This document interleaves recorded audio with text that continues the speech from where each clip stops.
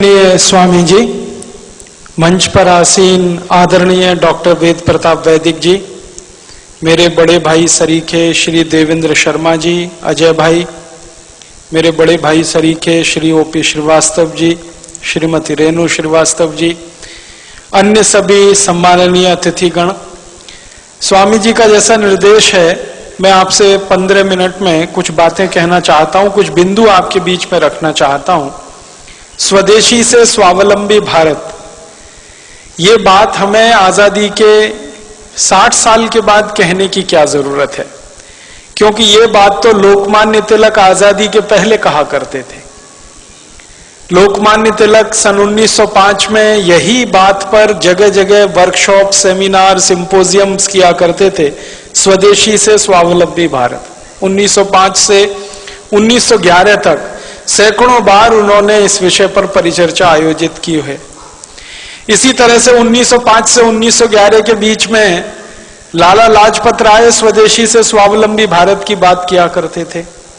इसी तरह से कलकत्ता के और पूरे बंगाल और भारत के एक बहुत बड़े क्रांतिवीर अरविंदो घोष स्वदेशी से स्वावलंबी भारत की बात किया करते थे। हमारे देश के आजादी के एक बहुत बड़े नायक महात्मा गांधी आजादी के पूरे समय में, माने आजादी के आंदोलन के पूरे समय में स्वदेशी से स्वावलंबी भारत की बात किया करते थे। तो स्वदेशी से स्वावलंबी भारत की बात करने वाले आजादी के पहले के नेता थे। अब आजादी के 60 साल के बाद हमको स्वदेशी से स्वावलंबी भारत की बात क्यों करनी पड़ रही है? क्या हमारी मजबूरी है? क्या हमारी तकलीफ है? हमारा दुख क्या है? हमारा दर्द क्या है? हमारी पीड़ा क्या है?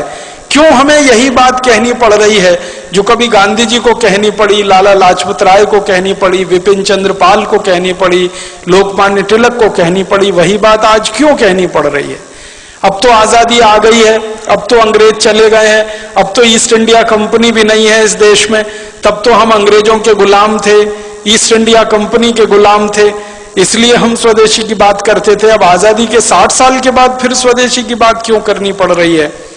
ये गंभीर प्रश्न है और वो प्रश्न मैं आपके सामने खोलना चाहता हूं। बात ऐसी है कि हमारे देश में 15 अगस्त 1947 को सत्ता हस्तांतरित तो हो गई, आजादी नहीं आई, स्वतंत्रता नहीं आई इस देश में। 15 अगस्त 1947 को गोरे अंग्रेजों से काले अंग्रेजों को सत्ता का हस्तांतरण हो गया। स्वतंत्रता नहीं आई, आजादी नहीं आई, क्योंकि स्वतंत्रता का मतलब है अपने तंत्र में जीना, आजादी का मतलब है अपनी व्यवस्थाओं में जीना।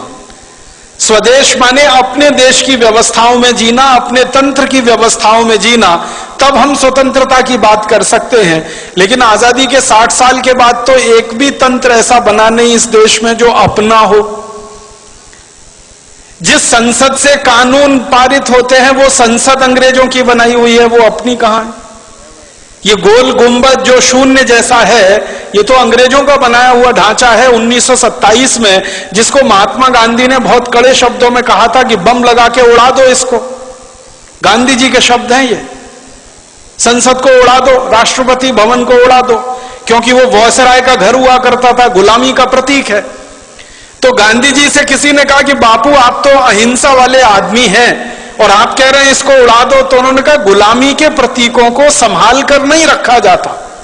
कोई देश दुनिया में ऐसा नहीं है जो अपनी गुलामी के दौर के प्रतीकों को साज कर, संवार कर, धोकर और पोंछ कर रखता। हमने रखा हुआ है।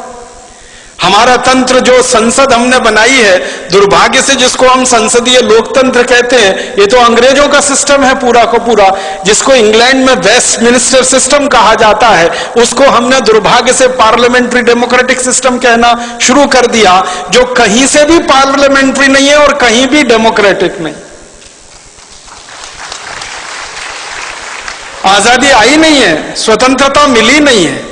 बस इतनी ही स्वतंत्रता और आजादी है जो मैं आपसे कह रहा था कि पहले गोरे अंग्रेजों का शासन चलता था, अब काले अंग्रेजों का शासन चलता है। व्यवस्थाएं सबकी सब वही हैं, कानून सबके सब वही हैं, नीतियां सबकी सब वही हैं, सब कुछ अंग्रेजों के जमाने का आज भी चल रहा है इस देश में। इसलिए हमको आज भारत स्वाभिमान की तरफ से स्वदेशी की बात फिर करनी पड़ रही है, क्योंकि सब कुछ अधूरा है 15 अगस्त 1947 के बाद। मैं आपको बहुत दुख के साथ एक बताना चाहता हूं, अंग्रेजों ने भारत को गुलाम बनाया और भारत जैसे 50 देशों को गुलाम बनाया। उनमें से कुछ देश हैं जैसे कनाडा है, ऑस्ट्रेलिया है, न्यूजीलैंड है, ये एक ग्रुप के देश हैं। भारत है, पाकिस्तान है, बांग्लादेश है, ये दूसरे ग्रुप के देश हैं। मॉरिशस है, श्रीलंका, ये तीसरे ग्रुप के देश हैं। ये ग्रुपिंग किस तरह की है? अंग्रेजों ने 3 तरह के देश गुलाम बना के रखे थे।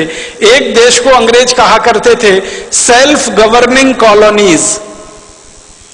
सेल्फ गवर्निंग कॉलोनीज में ये था कनाडा, ऑस्ट्रेलिया, न्यूजीलैंड, ये अंग्रेजों का गुलाम था, लेकिन इनकी कैटेगरी थी सेल्फ गवर्निंग कॉलोनीज। माने वो देश कुछ कुछ अपने हित के कानून खुद भी बना सकते थे, लेकिन ज्यादा कानून अंग्रेज बनाते थे।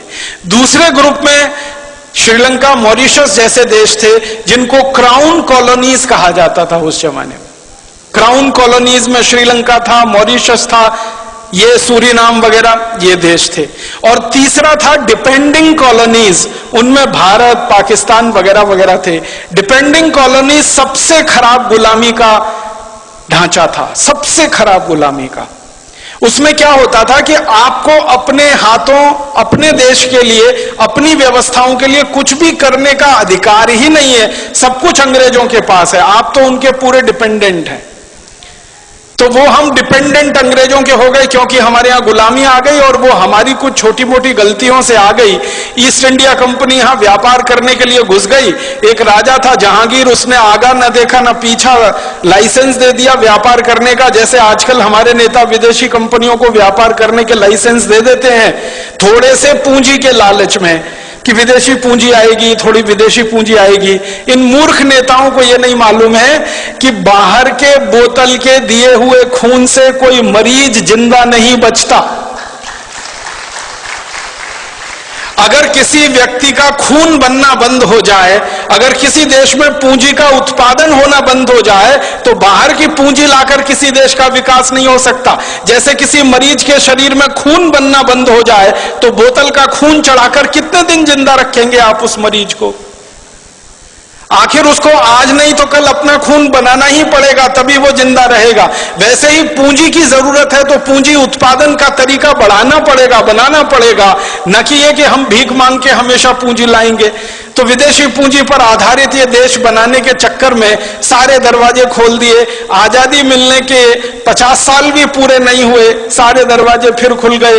फिर से विदेशी कंपनियों का स्वागत है, ग्लोबलाइजेशन है, लिबरलाइजेशन है, प्राइवेटाइजेशन है, हजारों हजारों कंपनियों को बुलाया जा रहा है।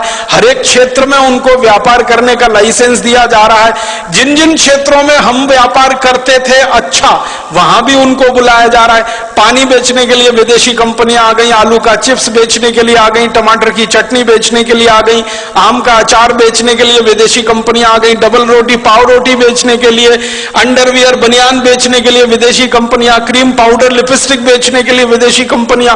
साधारण सी छोटी छोटी चीजों से लेकर हर बड़ी चीज तक सब कुछ विदेशी बेचेंगे इस देश में, ऐसा माहौल बनाया जा रहा है। और उसी में जीएम फूड वाली विदेशी कंपनियों के लिए भी लाइसेंस दिए जा रहे हैं और उनको भी यहां बुलाया जा रहा है। जिनको बुलाने को दुनिया का कोई देश तैयार नहीं है, उनको भारत सरकारें दरवाजा खोल के बुला रही हैं, आइए हमारे यहां, जो करना है करिए, बस थोड़ा सा हमको पूंजी निवेश की जो जरूरत है उसमें पूर्ति होती रहे, थोड़ा टैक्स मिलता रहे और नेताओं को वाइंडिंग अप चार्जेस मिलते रहे, रिश्वत मिलती रहे, घूस मिलती रहे।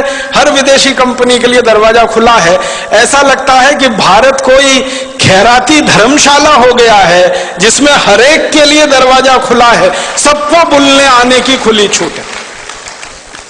अभी थोड़े दिन पहले हम जिनको भगा रहे थे भारत छोड़ो, अब उनको बुला रहे हैं वापस आओ। 1942 में महात्मा गांधी का नारा था इस देश में, क्रांतिकारियों का नारा था क्विट इंडिया, छोड़ो भारत। अब हमारे देश के प्रधानमंत्री और मुख्यमंत्रियों का नारा है निट इंडिया, वापस आओ। KNIT, फिर जुड़ जाओ हमारे देश से। तो इतनी बेशर्म हमारे देश में नेतागिरी आई है, क्योंकि मैंने पहले ही